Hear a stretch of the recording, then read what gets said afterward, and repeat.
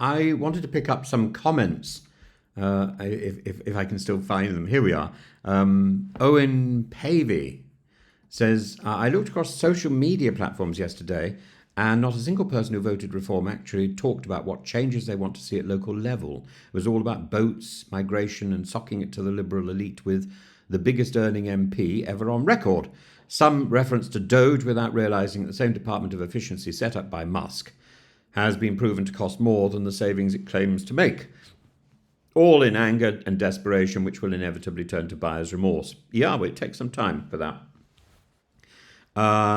Mogsy Buster says Farage is now forevermore the premature joculator. Duncan Rossiter says, unfortunately, Farage's views are just bar-hate politics. If he, by some accident, ever got his hands on the keys to number 10, it would end in blood-soaked streets. Starmer's stupid cuts make people angry. I'm a liberal-thinking person who could not accept Farage. He's a twisted, evil, chimney-soaked racist. Colin Anderson, on the other hand, says, I don't agree. You refer to 1983, but we're in a completely different era now. The public has had to endure another 40 years of failure from the mainstream parties. The economy is only going one way under the current government. Infrastructure and public services are much more severely stretched compared to the 80s. Council's on the verge of failure. People aren't going back to the Tories as their failed tenure is still fresh in the mind, and people see the Lib Dems as just another Labour Party. I also disagree that people who vote Reform want to end all immigration. That is not the case. People should be allowed to come from abroad if they're going to work, pay taxes and contribute to the economy, and that's a far cry from successive governments, from who successive governments have been letting in. I believe those in Reform have the same view. Well, I think we should be letting in migrants, and I think we should be also allowing them to pay taxes and to work. And the idea of keeping them in a limbo simply because of the hostile environment obsession that started with Labour and then was then codified under Theresa May. This is nonsense. It just simply costs a great deal to make a point, while the Home Office indulges its laziness and its go-slow attitude, and it's simply wrong. But we have to examine why Reform UK, this party that makes a great deal of noise about taking back control, seems to show so very little interest in things that are actually within their control, within the control of local councils, because local councils have been elected the other day. Bins, potholes, planning permission, buses. Instead, the Reform UK platform is a constant, almost obsessive drumbeat. Migrants, elite, and the betrayal by both Labour and Conservative governments. So the comments are absolutely right. Reform UK is not a traditional political party in the mould, say, of the Lib Dems or the Greens. It's a populist protest vehicle founded not to govern but to disrupt. And as such, it's uninterested in the slow, boring grind of local government where compromise and competence matter. Yes, there are people, I've spoken to people today who have told me of the misery of the count during the local elections, and feeling, people from the Labour Party, from the Conservative Party, feeling as if they were part of, as if they'd actually been standing for some sort of fringe movement as they watched the Reform UK people gathering the seats. And as the political strategist Matthew Goodwin has said, Reform is designed to channel frustration, not to provide solutions, and frustration is there to witness. It's not a party of the town hall, but of the rally and of the streets.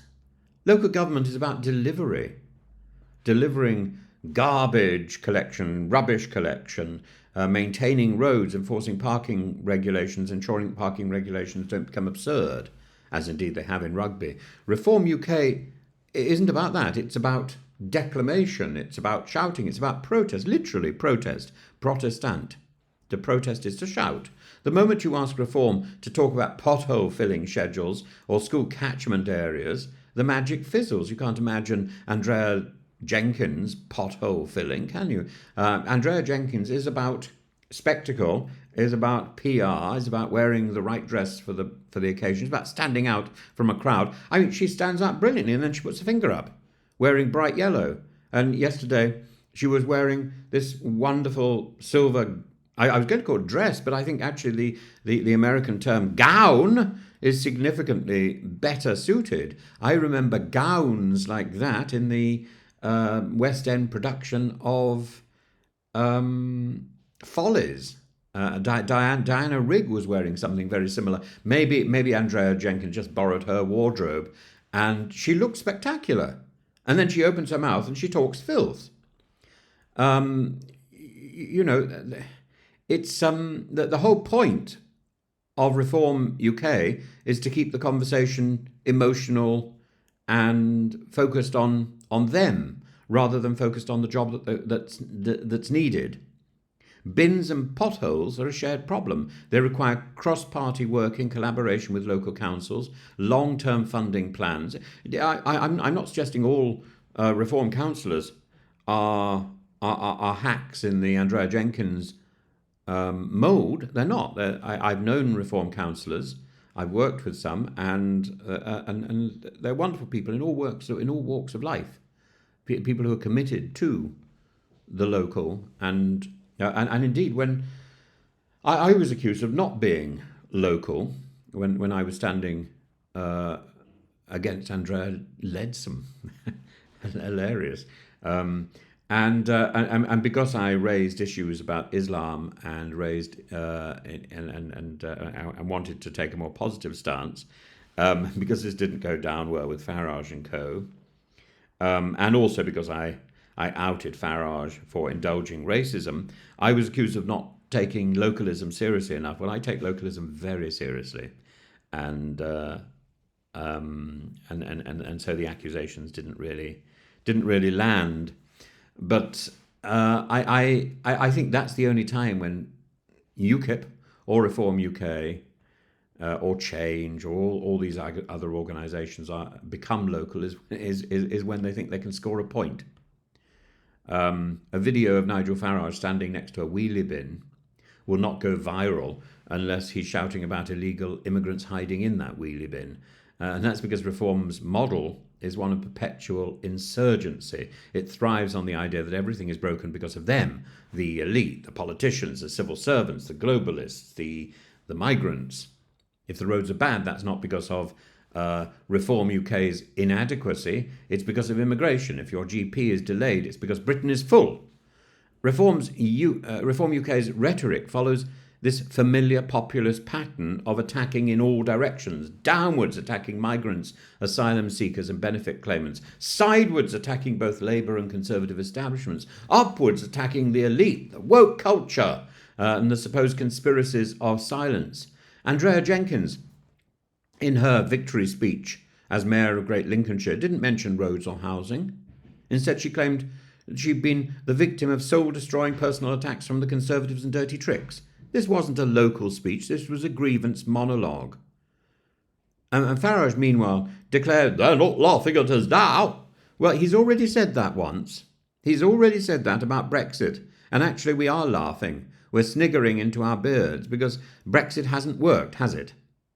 And he's claiming that the election victory in Runcorn and Helsby, won by just 6 votes, is a path to number 10. It's a fluke.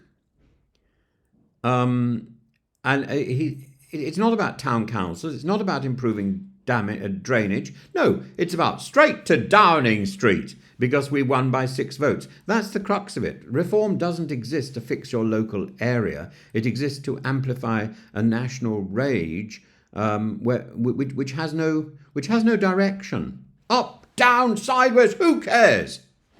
As long as we're thrashing around. Contrast that with the Lib Dems, who thrive in local elections precisely because they focus on the granular, on the potholes, the bus routes, the broadband, and the same goes for many independents.